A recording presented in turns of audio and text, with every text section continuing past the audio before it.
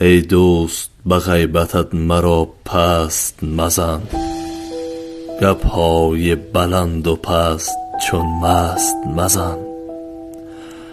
گر باشی تو دوست چون دوست تحقیر مکن، بر صورت و بر سیرت من دست مزن. هر نقره که کم بهاست آهن به از او، هر دوست که بی وفاست دشمن به از او.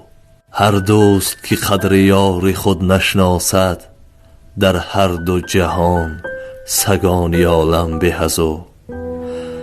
تا توانی هیچگاه غیبت مکن، غیر شیطان بر کسی لعنت مکن. هر کی غیبت میکند او بنده نیست، نزد الله لایق ارزنده نیست.